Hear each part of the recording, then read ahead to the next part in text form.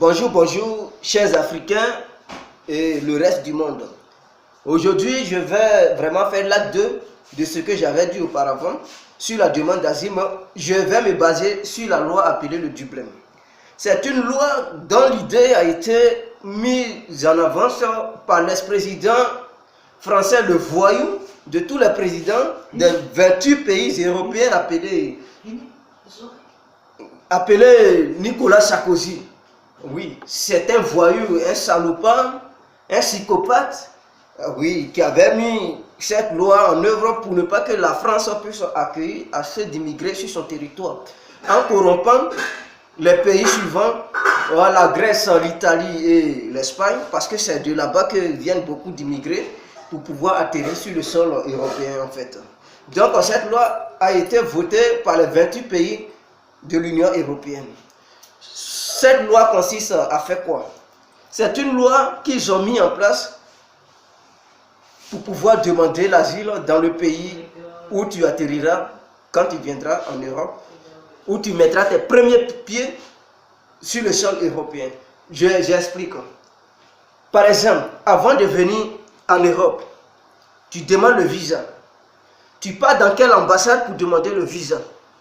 Si par exemple, tu as demandé un visa de l'Espagne et que c'est l'Espagne qui t'a donné le visa, que tu prends le visa espagnol pour atterrir sur le territoire européen, alors tu as le droit de demander l'asile seulement qu'en Espagne et dans aucun autre pays. Parce que si tu pars demander l'asile dans un autre pays, par exemple la France, la Belgique, l'Allemagne, n'importe quel pays, la Suisse, alors ils vont toujours te ramener en Espagne. Eux, ils ne vont pas traiter tes dossiers. Ils vont dire non. Eux, ils ne vont pas traiter tes dossiers parce que ce n'est pas eux qui t'ont donné le visa pour mettre tes pieds en Europe ici. Donc, il faut repartir en Espagne pour que l'Espagne puisse t'accorder la demande d'asile. C'est une loi comme ça. Maintenant, côté visa équité. Si, par exemple, il y a d'autres qui n'ont pas de papier, ils prennent l'eau. Il y a d'autres qui n'ont pas de papier, ils sautent le grillage. Il y a d'autres qui n'ont pas de papier, mais ils font le trafic en les mettant dans les coffres de voitures pour quitter le Maroc à l'Espagne. Ok, ceux-là, ils n'ont pas de papier. Voyez-vous, mais ils font tout pour arriver en Europe parce qu'ils ont des problèmes sérieux dans leur pays. Je m'explique. Donc, ceux qui ont des problèmes sérieux dans leur pays et qui viennent ici en Europe, d'abord, si tu atterris par exemple en Espagne ou en Italie, que tu mets tes empreintes, ça veut dire empreinte, tu mets, parce que pour t'identifier qui tu es, tu dois donner ton identité, parce que tu n'as pas de papier et ils ne savent pas d'où tu viens, tout ça il faut leur expliquer, que tu sois de n'importe quel pays, il faut leur dire que tu viens de tel pays, tu t'appelles comment, ton âge, tout, tu es né en quelle année, ta langue maternelle, tout. Et tu as quitté dans quelle ville, il faut leur préciser pour qu'ils sachent que vraiment tu viens de ce pays et que le nom que tu vas dire, oui, ça existe bel et bien dans ce pays dont tu viens. Ok, tu vas leur préciser tout ça. C'est par rapport à tes empreintes, ils vont t'accorder l'asile. Vous comprenez? Donc, ce que tu vas leur donner comme information, quand tu vas mettre tes empreintes, c'est sûr tes empreintes seront accordées, tes propres informations que tu leur as donné. Donc partout où tu iras en Europe, dans ce monde, alors les empreintes que tu as mis, si tu t'es fait appeler n'importe quoi, si tu as utilisé ton vrai nom, tu as utilisé un autre nom, tout n'engage que toi. Mais le nom que tu vas leur donner, c'est sur ce nom, ils vont te reconnaître. C'est ça maintenant qui est ta vraie identité. Tu comprends? Donc si tu as mis tes empreintes par exemple en Italie ou en Espagne, que tu quittes là, tu ne demandes pas l'asile, tu fuis ce pays pour aller ailleurs parce que les conditions de logement dans lesquels tu vis ne sont pas bonnes. Alors, tu pars ailleurs, tu demandes l'asile, tu pars là-bas pour demander l'asile, ils vont te dire, mais non, tu ne peux pas demander l'asile ici parce qu'on a découvert que tu as laissé tes traces, par exemple en Italie, ou bien en Espagne ou en Grèce. Donc, eux, ils ne peuvent pas traiter tes dossiers parce que c'est la Grèce qui est compétente, ou bien c'est l'Italie qui est compétente, ou bien c'est l'Espagne qui est compétente pour traiter des dossiers parce que c'est là-bas que tu as laissé tes empreintes.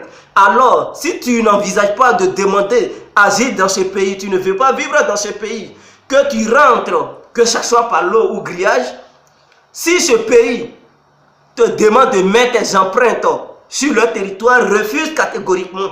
Dis-leur que tu ne veux pas laisser de traces dans ce pays.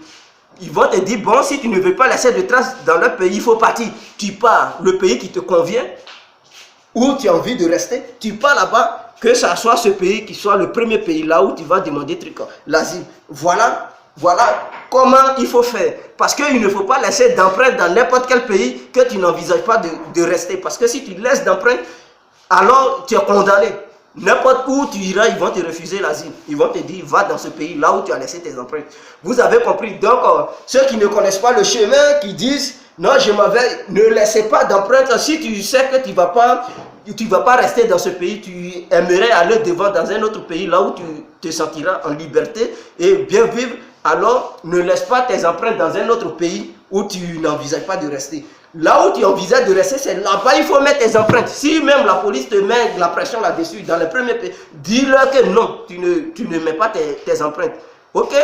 Donc c'était pour apporter ce petit truc pour que les gens qui ne savent pas ce qu'on appelle le Dublin, ils puissent savoir. C'est une loi qui a été votée pour dire, là, quand tu viens en Europe, le premier pays européen, là où tu as mis tes pieds, c'est ce pays qui est condamné à traiter tes dossiers. Mais comment ils vont savoir que ce pays, c'est là-bas que tu as mis tes pieds, si tu n'as pas laissé d'empreinte? C'est ça. Donc, ils n'auront pas les preuves si tu ne mets pas tes empreintes.